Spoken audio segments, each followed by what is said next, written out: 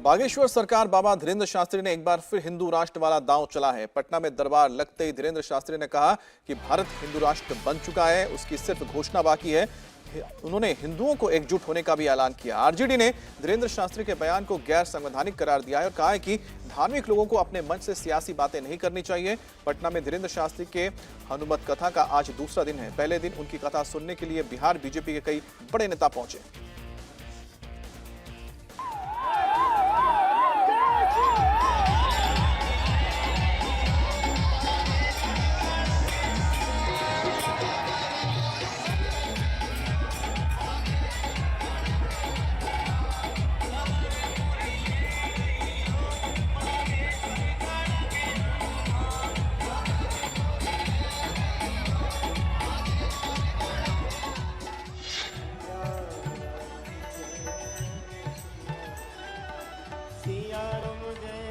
बाबा बागेश्वर धीरेन्द्र शास्त्री जब बिहार की राजधानी पटना पहुंचे तो उनके अनुयायियों में उनकी एक झलक पाने की होड़ मच गई।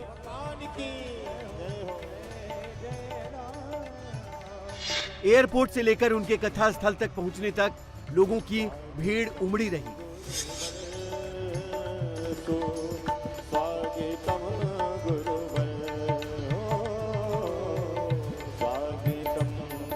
जय श्री राम के नारे से पूरा रास्ता गुंजायमान रहा।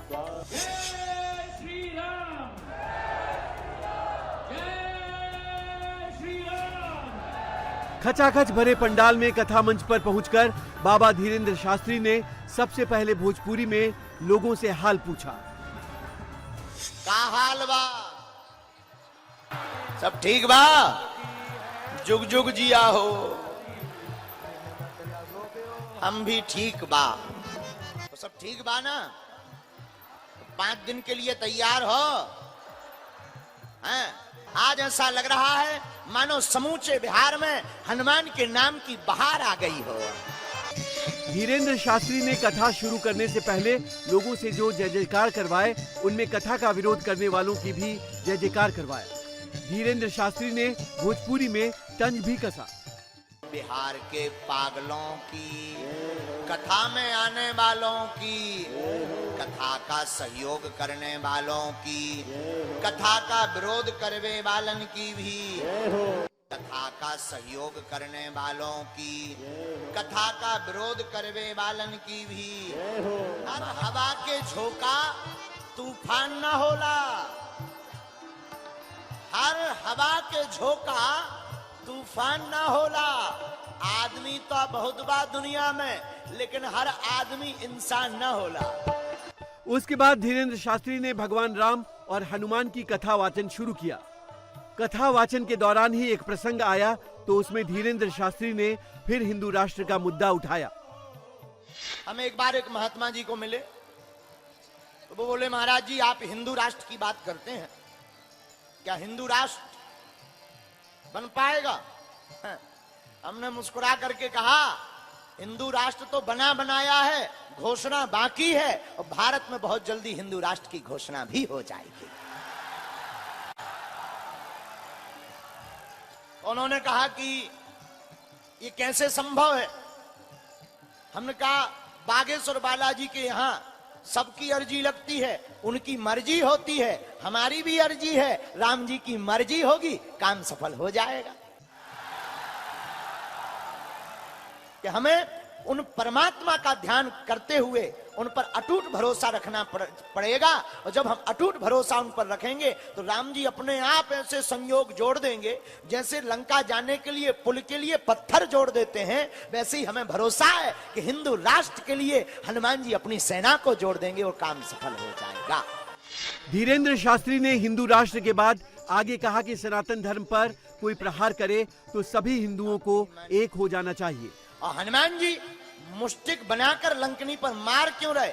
इसके पीछे रहस्य बहुत अच्छा है कि जब भी हमारे सनातन पर कोई प्रहार करे तो हम सबको, सब हिंदुओं को एक हो जाना चाहिए और मुष्टिक की भांति प्रहार करना चाहिए। धीरेन्द्र शास्त्री के बयान पर आरजेडी ने ऐतराज जताया और इसे गैर संवैधानिक करार दिया। आरजेडी प्रवक्ता ने कहा कि धार्मिक कार्यक्रम में शास्त्री जी को राजनीतिक बातें नहीं करनी चाहिए।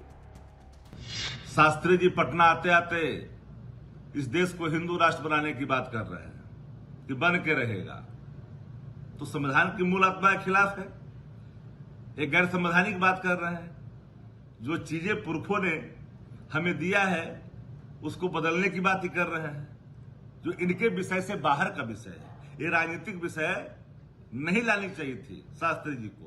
हम लोग तो पहले ही से कह रहे हैं कि कोई आए बिहार, उससे किसी को दिक्कत नहीं है, लेकिन गैर संवैधानिक बात नहीं करनी चाहिए। धीरेंद्र शास्त्री की कथा वाचन के दौरान बिहार बीजेपी के सभी दिग्गज पंडाल में मौजूद रहे। केंद्रीय मंत्री गिरिराज सिंह और अश्विनी चौबे से लेकर पूर्व केंद्रीय मंत्री रविशंकर प्रसाद, बिहार विधानसभा में नेता प्रतिपक्ष विजय सिन्हा और बिहार बीजेपी अध्यक्ष सम्राट चौधरी भी धीरेंद्र शास्त्री की कथा सुनने वालों में शामिल रहे। गिरिराज सिंह ने तो मंच पर आकर आरती में भी हिस्सा लिया। का माहौल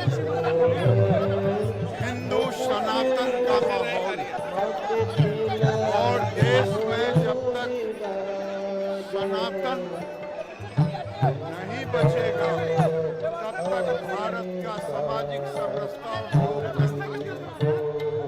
बिहार में बाबा के आने का कार्यक्रम बना, जिस तरह से उनका विरोध हुआ तेज प्रताप यादव की तरफ से, तो बीजेपी के नेता खुलकर बाबा बागेश्वर के समर्थन में खड़े हुए। और अब जब ये आयोजन यहाँ पर हो रहा है तो उसमें भी बीजेपी के नेताओं की जो सहभागिता है वो बड़े पैमाने पर दिखाई दे रही है। धीरेंद्र शास्त्री के कार्यक्रम में हमेशा की तरह कथा के साथ भजन भी गाया गया।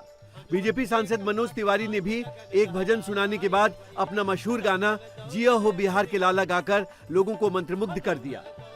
अरे जिया हो बागेश्वर वाला, जिया 10,000 साला, जिया 2,000 तनी धूमधाम से, तन झूम झाम के।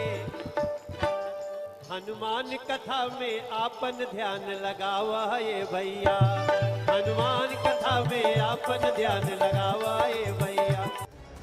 बाबा बागेश्वर धीरेंद्र शास्त्री के बिहार आने से पहले ही उनके कार्यक्रम को लेकर विवाद शुरू हो गया था। बिहार के मंत्री और लालू के बेटे तेज प्रताप ने बाबा बागेश्वर का विरोध किया था। धीरेंद्र शास्त्री का कथा कार्यक्रम अभी 4 दिन और चलेगा, जिसको लेकर आगे भी सियासी बयानबाजी देखने सुनने को मिल सकती है।